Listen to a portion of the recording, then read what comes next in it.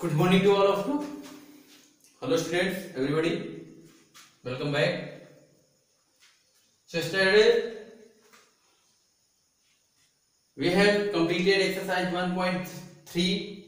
Today we will study about the division of integers and the properties of division of integers, and also solve the exercise 1.4.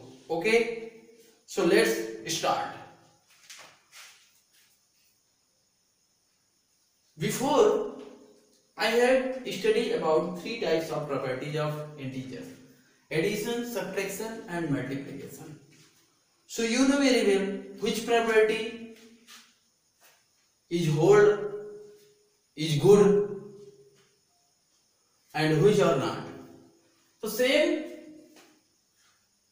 Division of integers, सबसे पहले division of integers को study करेंगे, उसके बाद हम इसकी property पढ़ेंगे। तो पहले बात करते हैं डिवीजन ऑफ इंटीजर्स में रूल नंबर वन।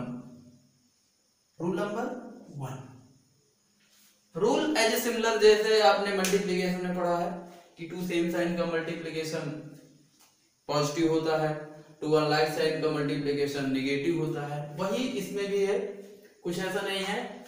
दूसरी चीज आप जानते हैं कि division is the inverse process of multiplication. Okay, you know very well division is the inverse. Rule पढ़ने से पहले हम आपको बता देते हैं कि इनवर्स का मतलब क्या है। जैसे आप 24 मल्टीप्लाई 5 इज इक्वल टू 20 पढ़ते हैं, क्या पढ़ते हैं? 4 multiply 5 is equal to 20। Okay, 4 का मल्टीप्लाई जब आप 5 से करते हैं तो आंसर क्या मिलता है? 20।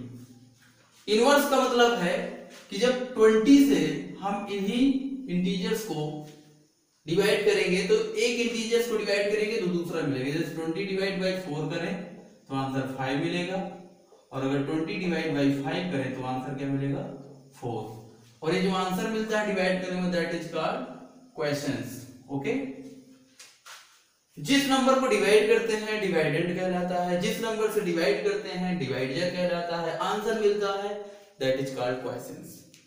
सो division is the inverse of multiplication. इसको दूसरे तरीके से और समझते हैं। जैसे आप फ्रैक्शन में आप मल्टीप्लिकेशन करते थे, टू फ्रैक्शन का multiplication, sorry division of two fraction, 5/6 divide 3/2 ऐसे करते थे।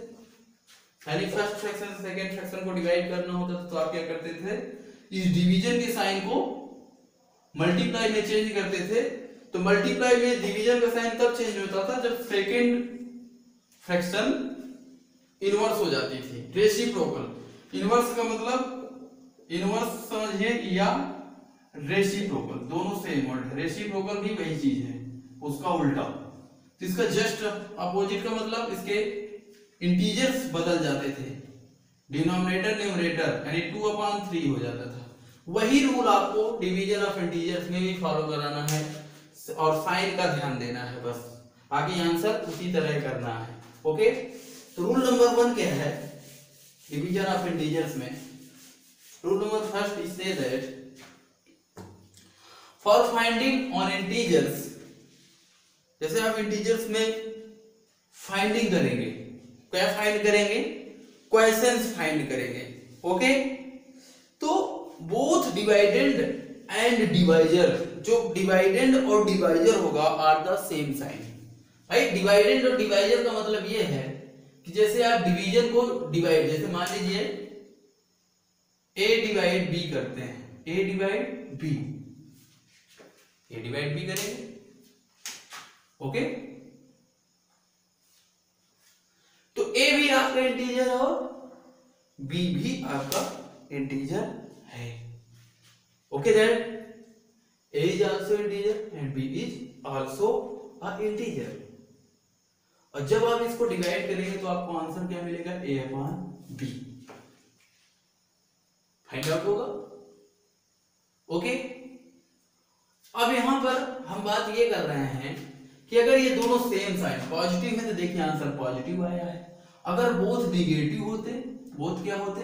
निगेटिव होते, तो आंसर तब भी पॉजिटिव, माइनस माइनस आपस में क्या हो जाते, कैंसिल हो जाते और आंसर आ जाता है A/B। Okay, and rules number second is से दैट कि both integers are unlike sign, unlike sign. For example -A/B। Okay, -A को B से डिवाइड किया तो आंसर क्या मिलेगा, -A/B, यही मिलेगा। जब टू इंटीजर्स को आपस में डिवाइड करेंगे तो ये ऐसे चेंज हो जाता है। जब हम नंबर्स को डिवाइड करेंगे तो हो सकता है आपको आंसर मिले नंबर्स को डिवाइड करने पर। ठीक है, तो अभी आपको एग्जांपल समझा देंगे या क्वेश्चन में समझा देंगे। तो यहाँ -A डिवाइड बाय किया तो -A/B आ गया। अब देखिए यहाँ पर ओनली वन इंटीजर नेगेटिव था और एक इंटीजर पॉजिटिव था, यानी one is negative and another is positive, then answer is getting negative answer. या कहें कि first is positive and second is negative, तब भी आपका आंसर A/-B मिलेगा and this is also negative integer या नेगेटिव क्वोशिएंट। ओके, तो दोनों रूल्स में सिर्फ यही है कि फर्स्ट रूल इज से दैट कि बोथ इंटीजर्स आर पॉजिटिव और नेगेटिव, देन आंसर या quotient is getting positive. Rule number second is that if one is positive and one is negative, your unlike sign of integers divide by to each other, then quotient is getting negative in both cases. Okay that? अब हम लोग study करेंगे property of division of integers. Property पढ़ना है तो property में देखिए बहुत ही केयरफुली ध्यान दीजिएगा डिवीजन में, क्योंकि जैसे एडिशन की पढ़ी, सब्ट्रैक्शन की पढ़ी, मल्टीप्लिकेशन की पढ़ना, वैसे बस थोड़ा सा आपको ध्यान देना है। यहाँ राइट कर देंगे properties of division of integers. तो प्रॉपर्टी नंबर 1 एज जैसे आप क्लोजर प्रॉपर्टी पढ़ते हैं, property number 1 closure property, first is closure property. तो क्लोजर प्रॉपर्टी क्या कहती थी, closure property say that addition में आपने पढ़ा, सब्ट्रैक्शन में पढ़ा और मल्टीप्लिकेशन में। यहां पर थोड़ा सा चेंज हो जाएगा कि if two integers are divide, ठीक है, बात समझ में आ रही है? कहने का मतलब if a divide a and b integers are divide, या कहने का मतलब two integers are divide to each other, okay, एक दूसरे को डिवाइड करते हैं, ठीक है। ये ऐसे बोल सकते हैं कि if a divide by b, अगर a को b से डिवाइड करें तो आंसर इज गेटिंग इंटीजर्स मे और मे नॉट। मे और मे नॉट का मतलब सिर्फ इतना है कि जब a और b से डिवाइड करेंगे तो हो सकता है आपका आंसर इंटीजर भी मिले या नहीं भी मिले, यानी A/B इंटीजर हो भी सकता है और नॉट नहीं भी हो सकता है। किस कंडीशन पर? मान लीजिए एग्जांपल से हम समझते हैं, अगर हम यहां पर 6 डिवाइड बाई 3 करते हैं तो जब 3 से 6 को डिवाइड करेंगे तो आंसर हमको क्या मिलेगा 2। यहां 6 भी इंटीजर है, 3 भी इंटीजर है और 2 भी इंटीजर है। बट अगर हम 6 को डिवाइड करते हैं 5 से तो आंसर हमारा क्या मिलेगा 6/5, और 6/5 क्या है? इंटीजर नहीं है, दैट इज फ्रैक्शन या दैट इज रेशनल नंबर, ऐसे भी बोल सकते हैं। या इसको सॉल्यूशन करेंगे तो आपको आंसर मिलेगा 1.2, दैट इज डेसिमल नंबर। बात समझ में आ रही है नहीं आ रही है? आ रही है ना? तो इसका कहने का मतलब कि if in division according to closure property one integer divided by another integers, then answer is getting an integer may or may not, मिल भी सकता है और नहीं भी मिल सकता है। तो यहां पर भी क्लोजर प्रॉपर्टी कुछ कंडीशन पर होल्ड करती है और कुछ कंडीशन पर होल्ड नहीं करती है। Second property commutative property. So commutative property क्या है? कम्यूटेटिव प्रॉपर्टी क्या है? कम्यूटेटिव प्रॉपर्टी में 2 ऑर्डर बनते हैं, एक लेफ्ट साइड का ऑर्डर, एक राइट साइड का ऑर्डर। तो यहाँ क्या होता है, कम्यूटेटिव प्रॉपर्टी में order does not matter in case of division, जो ऑर्डर है मैटर नहीं करते हैं, okay sorry, order does matter in division condition, यानी ऑर्डर जो है डिवीजन पर मैटर करता है। कहने का मतलब अगर a डिवाइड b करें और is equal to b divide a करें तो दोनों का आंसर सेम नहीं मिलेगा किसी भी कंडीशन पर। फॉर एग्जांपल अगर 3 डिवाइड 2 और 2 डिवाइड 3 करें तो क्या आंसर दोनों का इक्वल आएगा?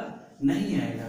तो कम्यूटेटिव प्रॉपर्टी जो होती है क्या होती है, hence commutative property does not hold for good for division, यानी commutative property does not hold good for division, यानी यहां से कम्यूटेटिव प्रॉपर्टी होल्ड नहीं करती है।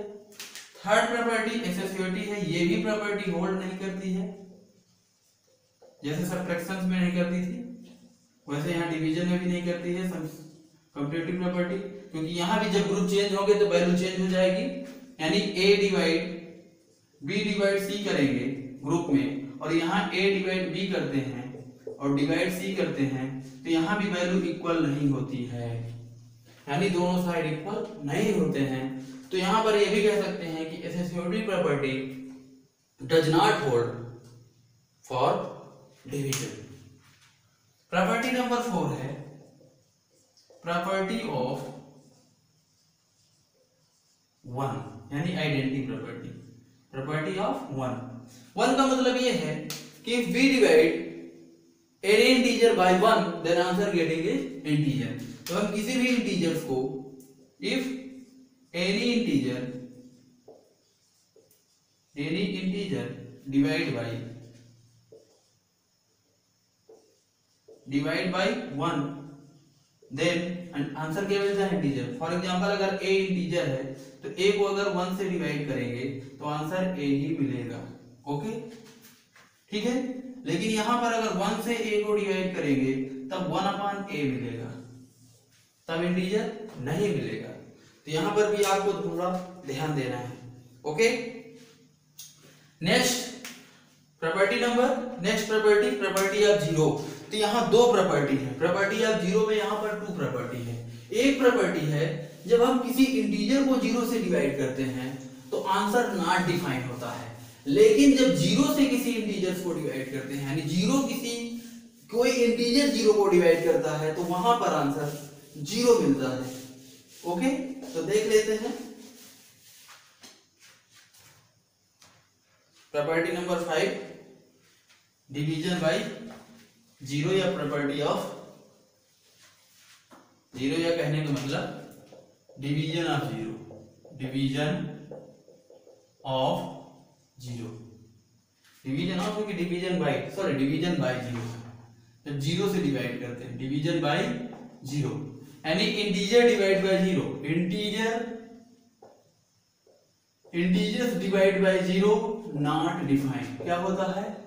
Not defined. मान लीजिए 5 को डिवाइड करेंगे जीरो से तो आंसर क्या मिलेगा? Not defined, okay. लेकिन यही नेक्स्ट प्रॉपर्टी है डिवीजन ऑफ जीरो। जब यहां पर बात होगी division of zero, division of zero का मतलब है कि यहां पर zero divide by any integer then answer is getting zero. आप जानते हैं, आपको पता है कि अगर numerator any fraction numerator zero है तो आंसर जीरो मिलता है, लेकिन डिनोमिनेटर जीरो है तो आंसर नॉट डिफाइन होता है। यही प्रॉपर्टी नंबर 5 और 6 है, okay. So properties and division of integers of rules is over. Now we have discuss about the exercise 1.4, so 1 by 1 questions. See and understood everybody? Exercise 1.4, question number 1 and answer number 8. Fill in the blanks. Division is an that is operation of multiplication. तो आपको बताया हमने कि division जो होता है वो multiplication का क्या होता है, ऑपरेशन ऑफ मल्टीप्लिकेशन का इनवर्स होता है। क्या होता है? इनवर्स। ओके, सबसे पहले आपको बताया था। B number, if the dividend and the divisor are of the same sign. कहने का मतलब डिवाइडेंड एंड डिवाइजर, जैसे ये डिवाइडेंड है और ये डिवाइजर है, दोनों सेम साइन है और डिवाइड करते हैं, then the quotient will always, जो क्वोशिएंट होता है वो क्या मिलता है हमको? Quotient will always positive. क्या मिलता है? पॉजिटिव। तो आंसर मिलेगा वो क्या मिलेगा? पॉजिटिव मिलेगा। बी नंबर हो गया यहां पर। अब सी नंबर देखते हैं। If the dividend and the divisor are of different sign, अगर यहां पर डिवाइडेंड और डिवाइजर डिफरेंट साइन के हैं, अनलाइक साइन के हैं, तो आंसर क्या मिलता है? Negative. So then the questions will always be negative. D number, if there are two integers, तो questions of integers may or, यानी अगर टू इंटीजर्स हैं और उनको डिवाइड करते हैं तो the questions of integers may or may not, दोनों चीजें हैं। इंटीजर्स भी मिल सकता है और नहीं भी मिल सकता है, be an integer. E number, integers are not closed under division, जो इंटीजर्स हैं क्लोज अंडर डिवीजन पर नहीं होते हैं। या that as property does not hold good for division, तो आपने पढ़ा कि commutative property does not hold good for division. G number, division of any integer by 0 is meaningless या नॉट डिफाइंड, ये भी कह सकते हैं, लेकिन यहां पर आप मीनिंगलेस भी यूज कर सकते हैं क्योंकि आपकी प्रॉपर्टी में है, प्रॉपर्टी नंबर 5 में division of any integer by 0 is meaningless, right है, तो वहां से देख के आप कर सकते हैं और पढ़ सकते हैं। H number, when the integer 0 is divided by any integer, the result is always 0। कहने का मतलब जब इंटीजर्स को when the integer 0 is divided by any integer, जब 0 को किसी भी इंटीजर से डिवाइड करते हैं तो आंसर क्या मिलता है? 0। ओके, अब क्वेश्चन नंबर 2 देखते हैं। फाइंड आउट द फॉलोइंग, अब आपको फॉलोइंग फाइंड आउट करना है, ए नंबर सॉल्व करना है। -50 डिवाइड 5। अब देखिए आपको यहां सिर्फ पहले चीज यह ध्यान देनी है कि इसका साइन क्या मिलेगा। तो आपने देखा कि एक इंटीजर नेगेटिव दूसरा पॉजिटिव है तो आंसर नेगेटिव मिलेगा। फिर इसके बाद 50 को 5 से डिवाइड कर दीजिए, तो आप ऐसे कर सकते हैं 50 डिवाइड बाई 5, जैसे आप लॉन्ग डिवीजन मेथड से, तो 5 10 जा, ओके, सीधे डिवाइड चला जाएगा 10 टाइम, तो आंसर क्या आ जाएगा? -10। B number, -70 divide by in bracket 9 + 5, इसको सॉल्व करिए तो -70 डिवाइड का साइन हो गया, 9 + 5 की वैल्यू 14 होती है। अब देखिए एक नेगेटिव एक पॉजिटिव, तो आंसर इज नेगेटिव मिलेगा।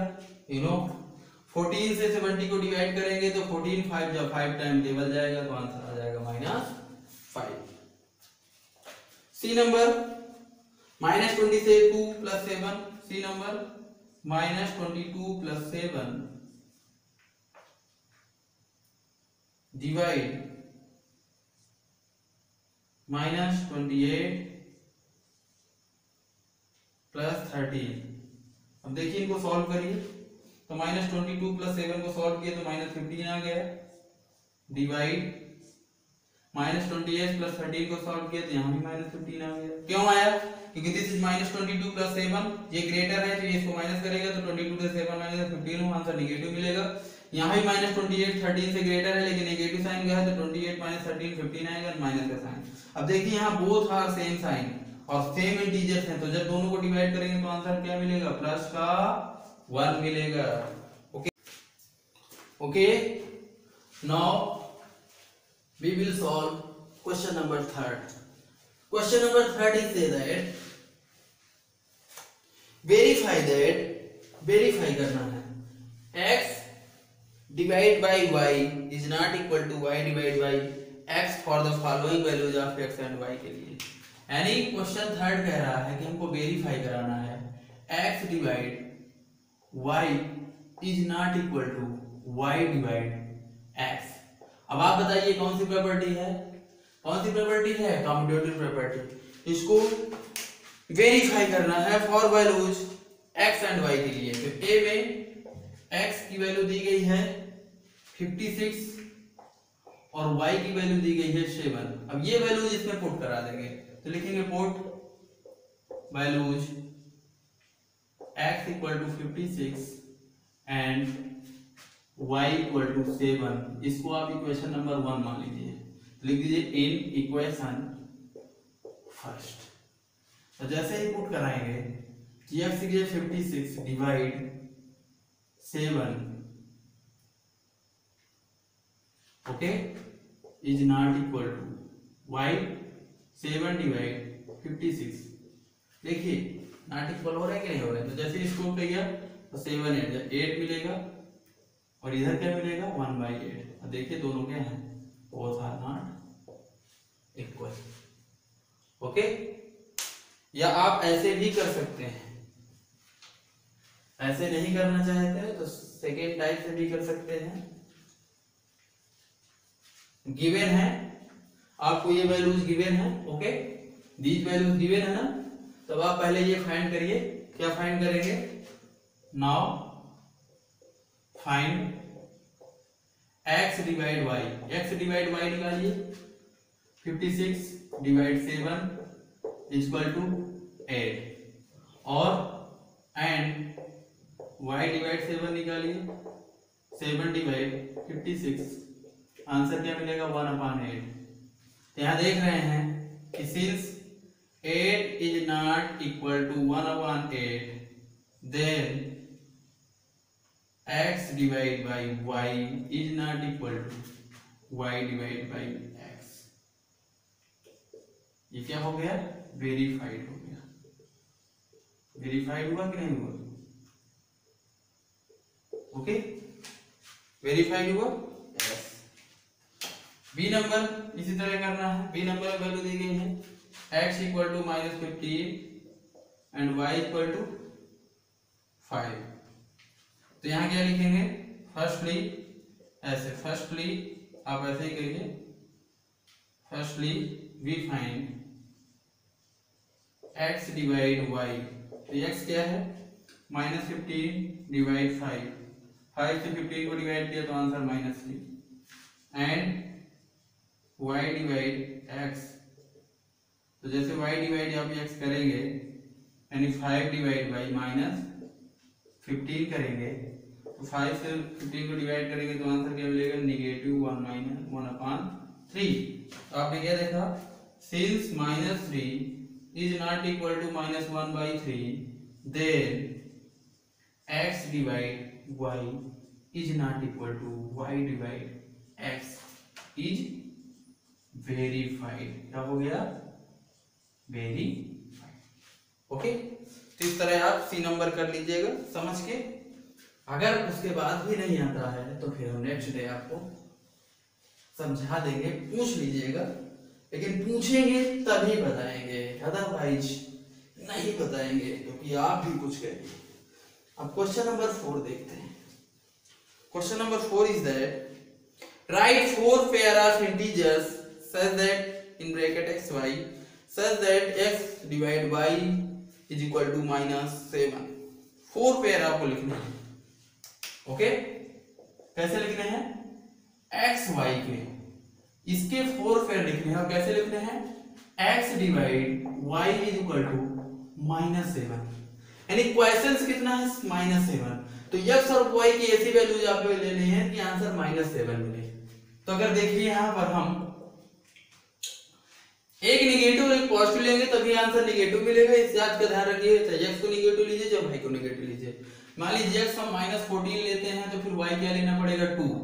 पुट कराइए, -14 divide 2 equal to -7। First pair हो गया। सेकंड पेयर क्या ले सकते हैं? सेकंड पेयर यहां पर हम ले सकते हैं, इन्हीं का मल्टीपल ले लीजिए, कोई दिक्कत नहीं है। -21 एंड 3, तो -21 divide 3 equal to -7। Next pair और ले सकते हैं, क्या यहां ले सकते हैं? 28 एंड -4 ले सकते हैं, यानी 28 से जब डिवाइड करेंगे -4 को तो यहाँ भी आंसर 7 मिलेगा, 4 से बन जा और माइनस का मिलेगा। नेक्स्ट पेयर क्या होगा, 1 2 3 पेयर होगा। लास्ट पेयर आप क्या कर सकते हैं, -35 एंड -5 कर सकते हैं। ओके, तो -35 से जब डिवाइड करेंगे 5 को तो आंसर क्या मिलेगा, -7। तो these are 4 pairs, 1 1 2 3 and that is 4। तो दीज आर 4 पेयर्स। फिर इसको आंसर में आप राइट कर दीजिए। Okay, next question, question number 5, verify that a divide b plus c is not equal to a divide b plus a divide c। यहाँ पर कैसा रूल है, distributive rule over addition division का है, तो इसको वेरीफाई कराना है इसी तरह जैसे आपने क्वेश्चन नंबर 3 में वेरीफाई कराया है। ओके, तो इसको वेरीफाई कराइए, वैल्यू पुट अप करा देंगे और वेरीफाई करेंगे। क्या करना है, क्वेश्चन 5 में verify a divide b plus c is equal to, is not equal to, not का साइन लगेगा, ध्यान दीजिएगा, a divide b, a divide b plus a divide c, ये आपको वेरीफाई कराना है। चलिए कराते हैं। a नंबर में क्या है, a equal to 60, b equal to 20 and c equal to 10। Okay, तो सबसे पहले आप इसको ले लीजिए, सॉल्व कर लीजिए, फिर इसको ले लीजिए। तो क्या करेंगे, now a divide b plus c, find, ऐसे कैसे, now find a divide b by c। a की वैल्यू 60 डिवाइड b की वैल्यू 20 और प्लस 10, 60 डिवाइड 20 प्लस 10 30, 30 से 60 को डिवाइड किया तो आंसर क्या मिला, 2। एंड अब क्या करेंगे, a डिवाइड b लेंगे प्लस a डिवाइड c लेंगे। तो a डिवाइड b मतलब 60 डिवाइड 20 प्लस 60 डिवाइड 10। तो देखिए यहाँ पर 23 जा प्लस यहाँ क्या होगा 10 6 आएगा, तो आंसर क्या मिलेगा 9। अब आप देख सकते हैं कि a divide b plus c की वैल्यू 2 आई है और a divide by b plus a divide by c, okay, इसकी वैल्यू 3 प्लस 6 कितनी आई है, 9 आई है। तो हम लिख सकते हैं कि since 2 is not equal to 9, hence, ये सिंस का साइन, ये हेंस का साइन होता है, hence a divide b plus c is not equal to a divide b plus a divide c। Okay, that is proof. बात समझ में आई कि नहीं आई, आई, ठीक है। इसी तरह बी नंबर आप करेंगे, क्वेश्चन नंबर 6। क्वेश्चन नंबर 6 क्या है, इन a quiz competition 5 marks are given for correct answer, 1 mark is deducted for wrong answer, in total there are 20 question. Total रो क्वेश्चन कितने हैं, 20 हैं। देखिए 5 मार्क्स हैं करेक्ट के लिए, 1 मार्क्स है रॉन्ग के लिए। रॉन्ग के लिए क्या होता है, डिडक्ट हो रहा है, ठीक है ना। लिखिए यहाँ पर, पहले क्वेश्चन को देख लेते हैं। Ravi answered correctly 15 questions and scored 70 marks. Ravi ने टोटल 15 क्वेश्चन दिए और 70 मार्क्स उसके आए। Gaurav answered correctly 10 questions and scored 40 marks. Find out करना है how many questions Ravi answered wrongly and be number for how many question Gaurav gave wrong replies, ये निकालना है। तो पहले तो ये देखिए कि उनने कितने राइट आंसर दिए, तब पता करेंगे कि कितने रॉन्ग हुए। ओके, तो in a quiz competition, in a quiz competition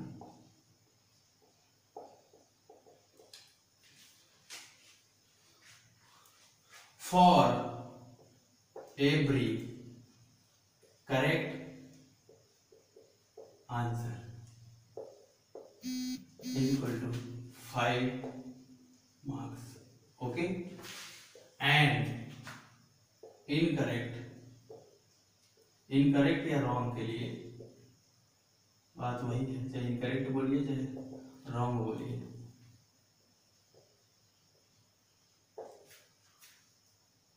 1 marks क्या हो रहा है, डिडक्ट हो रहा है। 1 मार्क्स डिडक्ट का मतलब -1 हो रहा है, ठीक है। और वहां पर 5 मार्क्स मिल रहे हैं, गिवन हो रहे हैं, 5 मार्क्स गिवन, प्लस का 5 मार्क्स हो रहा है। तो टोटल 20 क्वेश्चंस हैं। अब देखिए रवि ने कितने आंसर दिए, Ravi answer correctly 15 questions. Ravi answered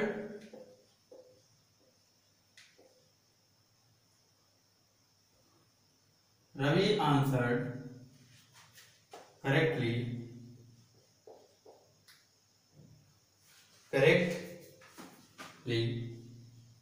15 questions.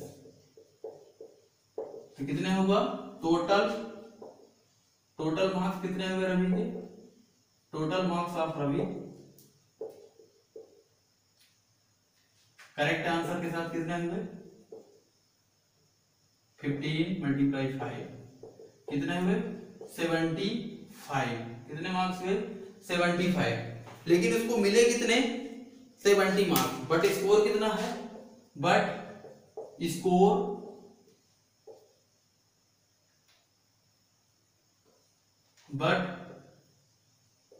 His score is equal to 70। तो कितने नंबर कम है, 5 मार्क्स कम है। कितने कम है 5 मार्क्स। ओके, तो यहां देख सकते हैं कि रवि हैज 5 मार्क्स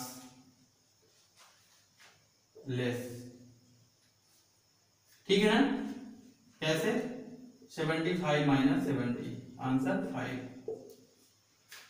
तो Ravi has given 5 wrong answer. कितने रॉन्ग आंसर देता है, 5 रॉन्ग आंसर्स।